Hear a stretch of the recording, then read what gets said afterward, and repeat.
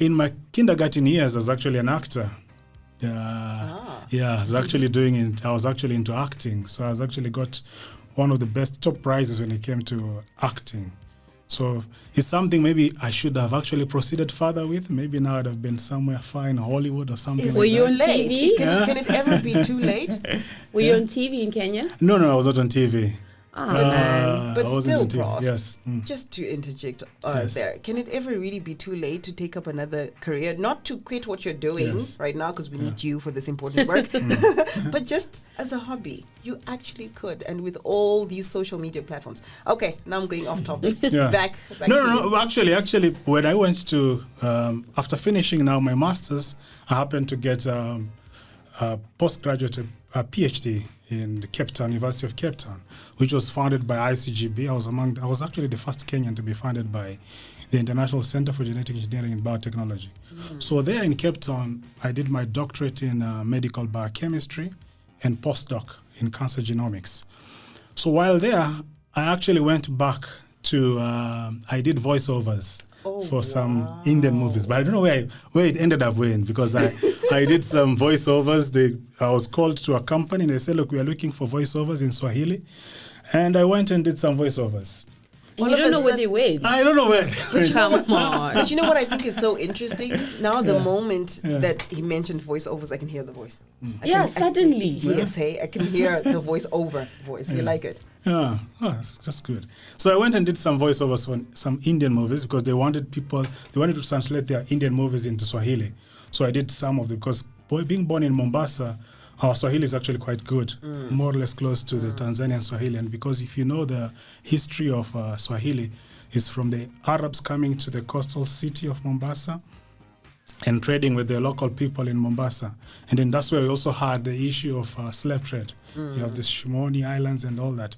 So Swahili was very prominent. You had the Sultan who actually gave the coastal city of Mombasa all the way to Tanzania, to the governments there. So if you were to compare the Swahili of people from Mombasa, the coastal city, to people in Nairobi city and the rest, is quite different. So ours is quite, let's say I would say quite more fluent, the Swahili we speak, as opposed to the rest of the Kenyan Kenyan regions. So that's a bit background of where I come from. So after doing my postdoctorate, I did 2 years of postdoctorate in cancer genomics, especially in esophageal cancer. Then from there, there was an opportunity now to come to Windhoek for a position now. Was it your first time? It was my first time. Oh, wow. But I'd heard of Namibia. That's the funny thing, because Sam Yoma used to come to Kenya. Yes. Yeah, so we all used to know about Sam Yoma because our educational background, actually, we learn a lot about general history, from Shaka Zulu all the way to Ashanti Kingdom in Ghana and the rest. So every time we used to have, Sam Yoma used to visit Kenya during the second president of Kenya, I think it was called President Moi. So we used to know about Sam Yoma. So when I got this opportunity to come to Namibia, I actually had to Google and find out more about Namibia. So the first time I came actually to Namibia, I think the first year was a bit difficult because it was quite slow. Culture shock. Yeah. Not too many people as well as compared to Kenya. So it is slow. Yeah, it was quite slow. So coming from being to major cities like Lagos and Atlanta and Cape Town and Nairobi, and then coming to Windhoek, it was quite slow. So I was like, have I made a mistake? But Prof, yes. I wouldn't say it's slow. This is the right pace. Yes. Soft life. We don't need to rush. We just take our time and do things. But but the funny thing is that after a while, you start getting used to this kind of an environment. You adapt, which becomes now quite good and quite interesting. Then you start now realizing, there's a lot that can be done here, especially in the area of research, because you start looking at, because I was coming now from Nairobi, then Cape Town, University of Cape Town, where we had a lot of grants, a lot of infrastructure when it comes to equipments to do different types of research and all that. Then you transition to Namibia or to NUST, then you find that there's a lot of stuff that you don't have and you want to do good research. So now what do you do in that case? Yes. I guess that we'll talk about when we talk about research. But that's one of the things that then you have to kind of start reinventing yourself and be resourceful and be adaptable.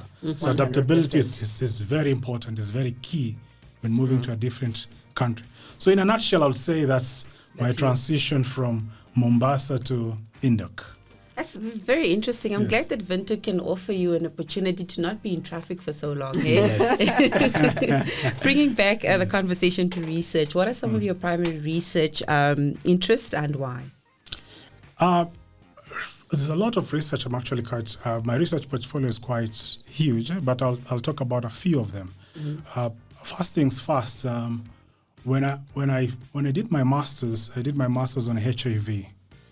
Then when I was transitioning to Cape Town, the PhD I got was in medical biochemistry to do with cancer. So I'd never done anything to do with cancer or cloning and all that stuff. So it was a bit of a challenge because I had to really quickly adapt. So I had to read a lot and understand the concepts.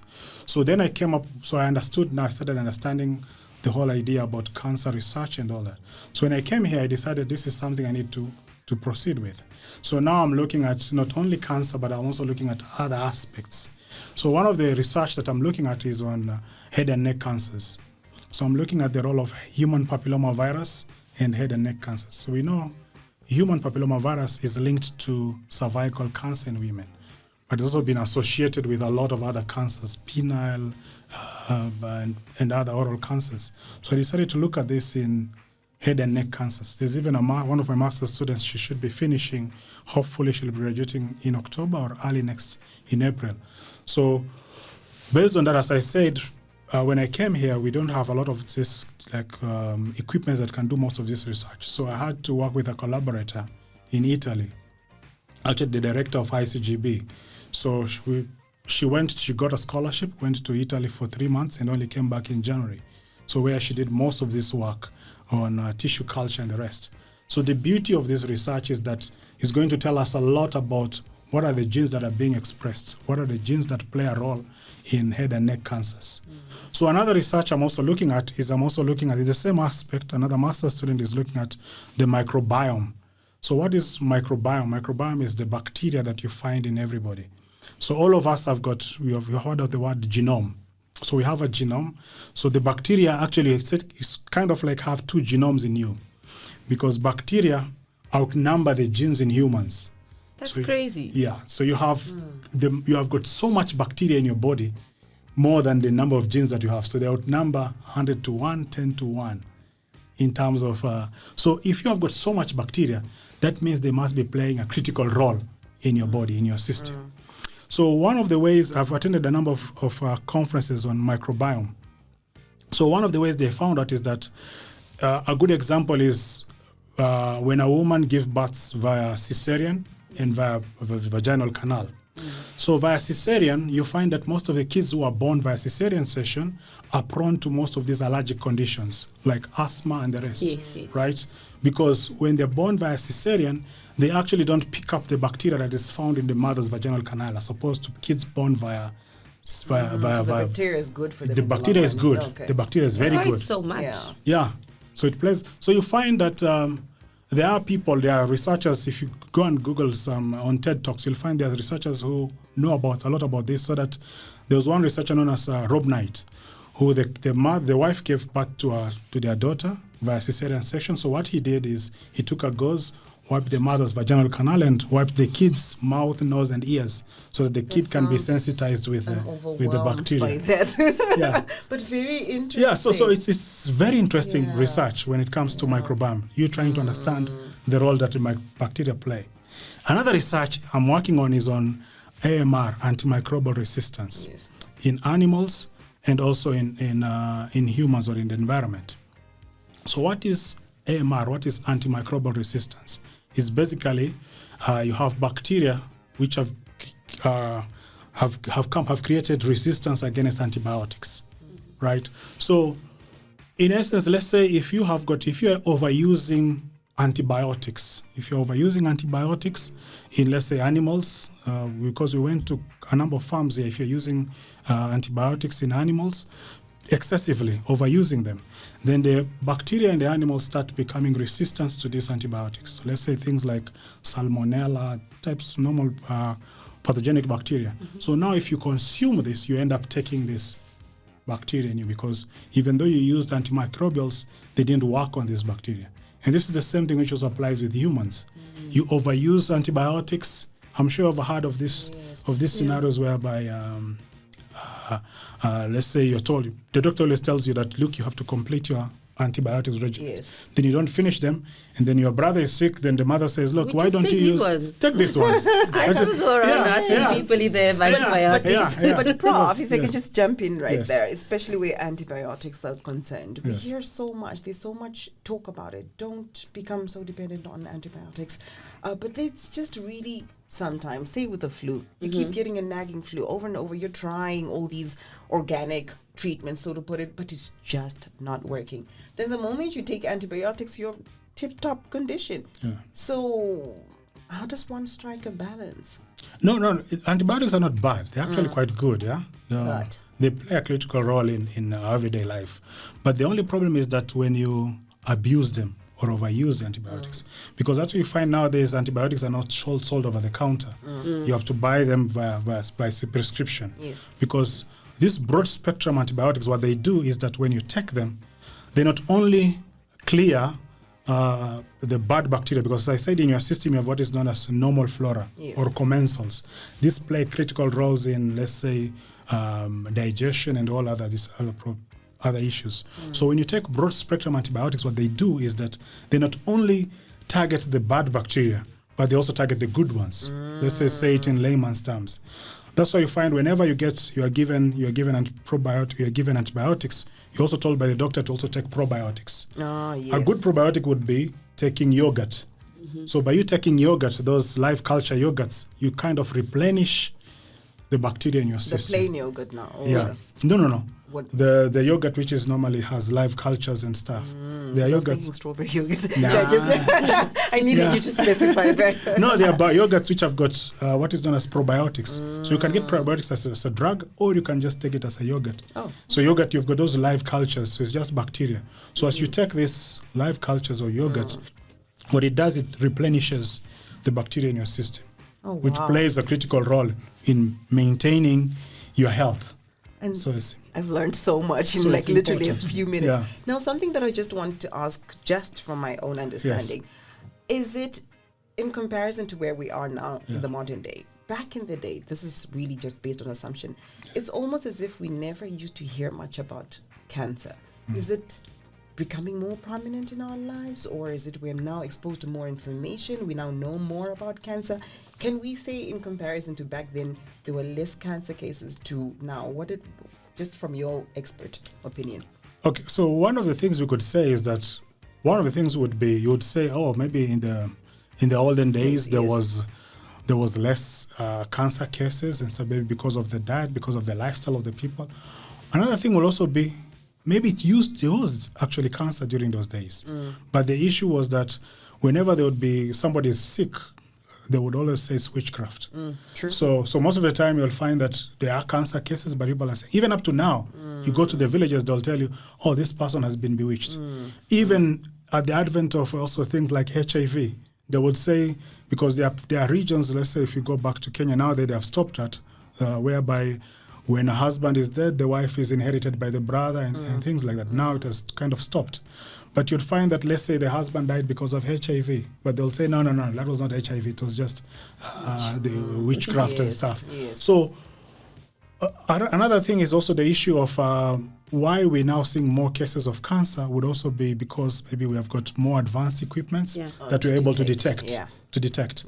So before, a good case in point is that I had a very close friend of mine. The father was also a very good friend of ours.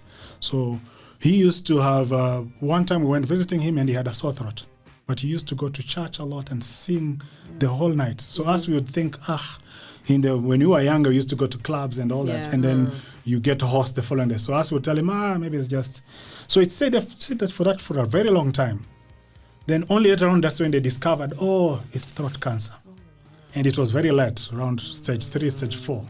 So talking about technology that we have now, Prof, is it possible that the technology we have now causes cancer? Like we've heard microwaves, plastics. Can you say that has also influenced the increase of cancer? Right, because you know about radiation.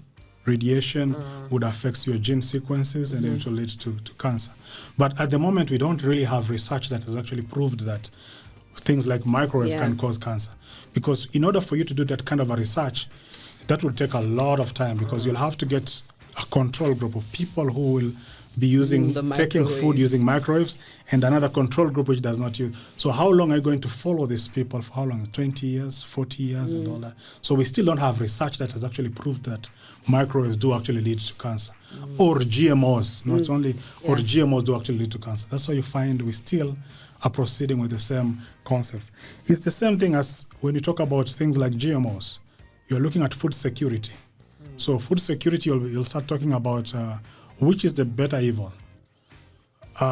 Do we go with GMOs which are going to give us food, which is going to help us?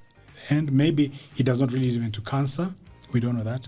The same thing with a woman who is HIV positive and has given birth now.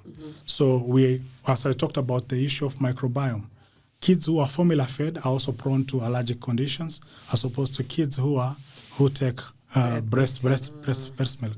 So you find that as long as the mother is taking ARVs, is being told to exclusively breastfeed the kid for 6 months. The reason being that they still get the benefits of the breast milk.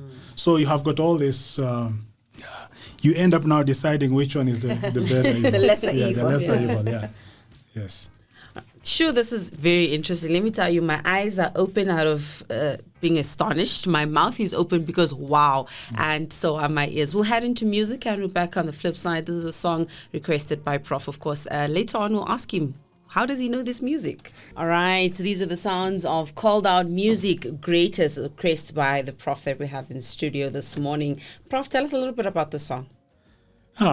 Okay. So in terms of the song, right, you can see it's a gospel contemporary song. So when if you are a researcher or if you are a leader in any organization, you always want to be anchored. You always want to be anchored by something. You find even with the ships, when they throw in the anchor, it has to be anchored to a rock, right? So if the anchor goes into the soil, the ship will still be moved by the turbulence and all that stuff. So it has to be anchored onto a rock. So it's the same thing with researchers or with myself. Even though I do research and I do all these things, and I have got students who I have to mentor, who I have to look at, I have to also once in a while have to be anchored. So this song basically tells me that you have a greater divine being who is always looking out for you. So all the time you have to go back and sit back and communicate. You find there was a quote by Albert Einstein who once said that you cannot change something by doing it the same way you've been doing it all along, right? So most of the time you find that be it in politics, right, you have the people who you have elected in to be politicians are just like us, right? And then you expect them to change stuff. They can't change because they're just like us. They went to the same schools. So you need to get help from somewhere else, not from us. Divine intervention. That's where this comes in. So it's the greatest. I absolutely love that because that is so profound in the sense that, sometimes we just see the work that somebody's doing, the professional side and everything. But really, when in your quiet time, what grounds you? What, as you said, what anchors you? And that divine intervention, and to really have something to say, okay, let me find myself. Let me hear myself. And I think that is very profound. So thank you for sharing that. Now, that brings me into our next question, actually. We spoke extensively about the research areas that you're focused on your interests and so forth. But how about we talk a little bit more about the projects that you're possibly currently involved in, be it with students, be it with various partners? Just tell us a bit about that. Okay. In terms of projects, I have a couple of projects also. I've got projects that are looking at wastewater. So in wastewater, you're looking at antimicrobial resistance in wastewater in humans, and also you can also use it in disease surveillance. So what we are doing there, I've got a master student who is doing that. She's looking at she's gone collecting samples across all these some of these treatment plants here in Windhoek. So what wastewater will tell us is that the wastewater will tell us what is the health of the community. So let's say you have a plant like, let's say, Ochomise treatment plant. So what that plant, which areas does it serve, which suburbs does it serve? So let's say it serves the whole area of Ochomise. So if you collect samples from there, you'll be able to tell what is happening in that community. So let's say if you find resistant genes, or you find cholera, you find polio, So most of the time, people don't go to the hospital immediately they get sick. So people will go to the hospital after a while when they are maybe very, very sick. So by you being able to sample wastewater, you're able to even inform the public policies or inform the health sector, look, there's an increase in this kind of disease. There's an increase in cholera in this area, right? So prepare, there are people who will be coming, prepare medication, come up with policies, prepare your health sectors. We are seeing an increase in polio, which we had eliminated. We are seeing an increase in cholera. We're even seeing an increase in variants of, let's say, COVID. Actually, countries like Australia, they used wastewater to actually look at the spread of COVID, SARS-CoV viruses and stuff. So wastewater can be harnessed in so many ways. So that's what we're actually doing. So we're looking at antimicrobial resistance in wastewater. So what will that tell us? That will tell us, let's say, people are either abusing or overusing antibiotics, or will find specific genes or specific bacteria which are still being expressed or being shed in the wastewater. So hospitals will start working on towards that.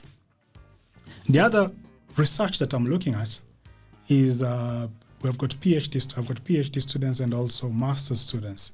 So I'm looking at different cancers. As I said, I'm looking at head and neck cancer. Yes. I'm looking also at hepatocellular carcinoma. This is cancer of the liver, HCC. And I'm also looking at, we are now trying to look at also breast cancer. Right, so when you look at all these facets of, if you're looking at cancer, so normally research groups will tend to look at just one cancer. Yes. They'll just specialize, let's say, on breast cancer. But what my research group, what we want to do is we want to look at all these different types of cancers. We want to look at head and neck. We want to look at, also my PhD student is actually looking at prostate cancer. So prostate cancer, which is number 1 in men, and then you also have breast in women, which we are to start next year. So when you look at all these cancers, then you'll be able to identify what genes are being expressed. Because all of us have got chromosomes, and each chromosome has got various genes. So what we do is that we do what is known as whole genome sequencing. So most of this research, since I cannot do it alone, I also have collaborators, people in Italy, people in different areas.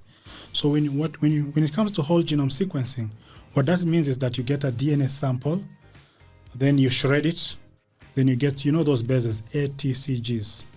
Those My head is spinning. Those bases in biology. You have got those adenine. Taking us back to school. Yeah, adenine, thymine, guanine, and cytosine. So those ATCGs.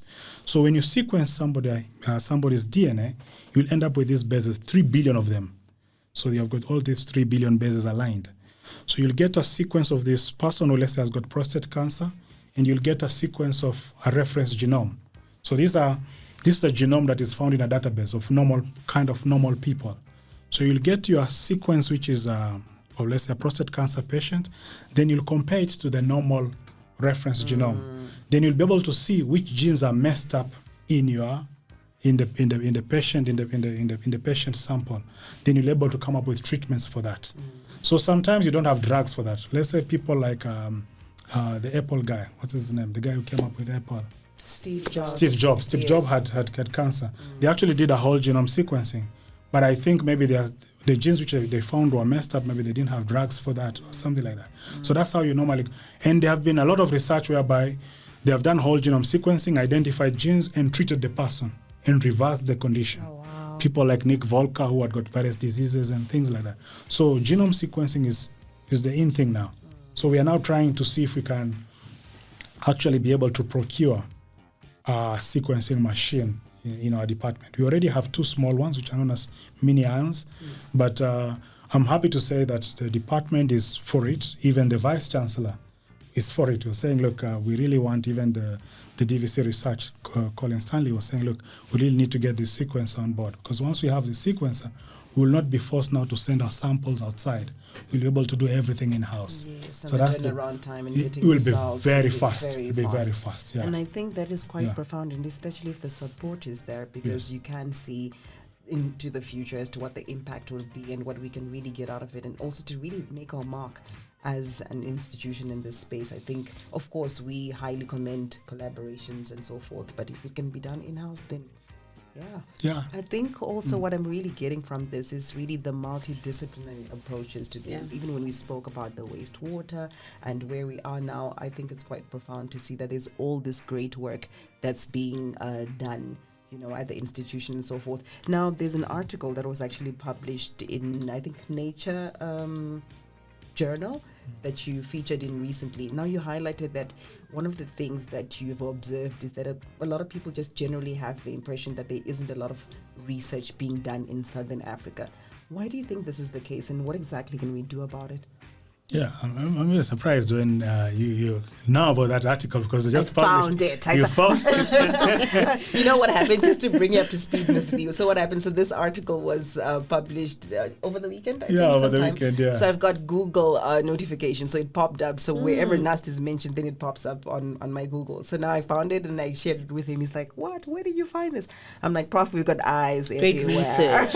Yeah, because I was afraid, because even the editor, Chris, the guy who did the interview, actually shared it with me on Sunday. So afterwards, I almost don't even know I got about it, but I didn't tell him. So I was like, how did she find out about this? We've got eyes everywhere. Yeah, with eyes and ears on the ground, I see. Yeah, so what I mentioned in that interview was that most of the time when you go for conferences, you find not many people know about, especially in Namibia. So they hear about South Africa and what is being done. But whenever I say, "Oh, I'm from Namibia and I'm doing this work there," they're also surprised, like, what? They actually don't even know. Some of them don't even know, especially the small European countries. Yes. Most of them don't even know about Namibia. Some are even telling me, "Oh, now we'll come to Namibia." Namibia. Even went and Google, we found there are dunes and stuff. We're going to visit Namibia now. So one of the things I would say to get back to your question on why we think that's the case is that maybe there's not a lot of research coming out of especially Namibia. Let alone talk about the southern, because also South Africa releases a lot of research. But in Namibia, we don't have a lot of, let's say, research in the area that I'm in cancer coming out. So we always have a lot of research. When it comes to cancer, you have a lot of research on public health, things like epidemiology research, but not things like what is happening in the genes, the genome, the hardcore basic science in terms of the research. So we don't have a lot of work coming out of Namibia. So that could be one of the reasons what maybe we are lagging behind. The other thing would be maybe lack of collaboration with other people outside. So you find most of the time researchers here will either collaborate among themselves or work by themselves or work with South African researchers. So that is very wrong, because for you to move forward, the world is now a global village. So you have to collaborate with people from outside because you have to leverage on stuff that you don't know about. Like in my case, when I'm talking about genomic sequencing, you have bioinformaticians who are going to analyze this work. As I said, you'll end up having 3 billion ATCGs.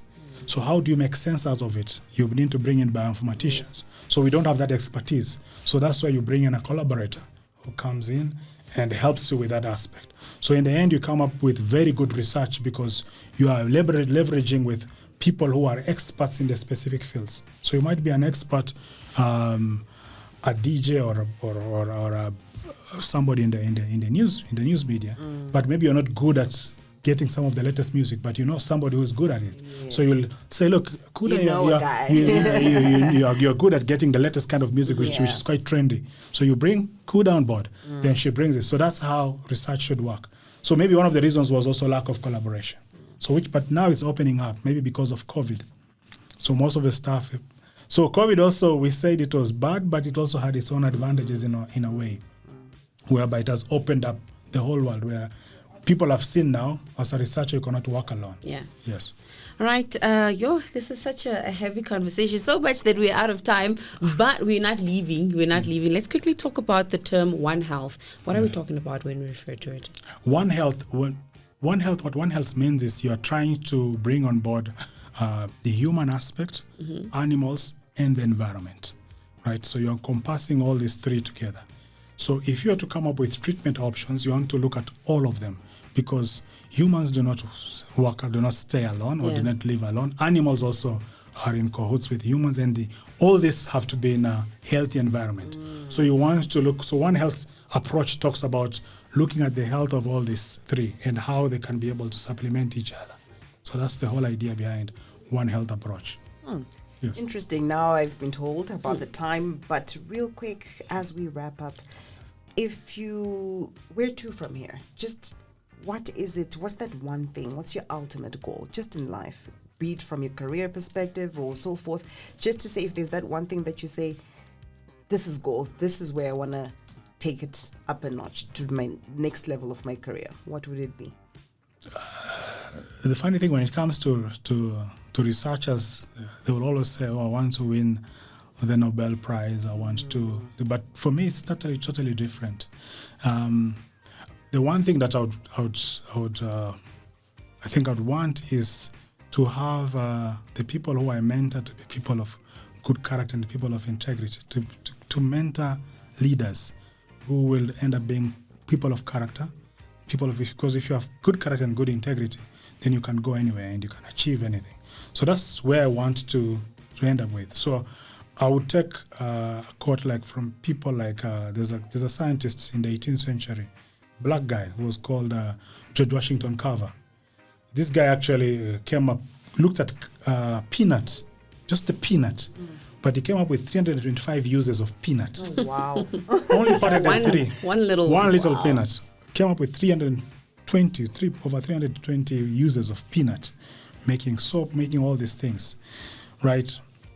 But in the end, he only patented only 3 and said the rest I want to leave for humanity, it to be free for everybody to use.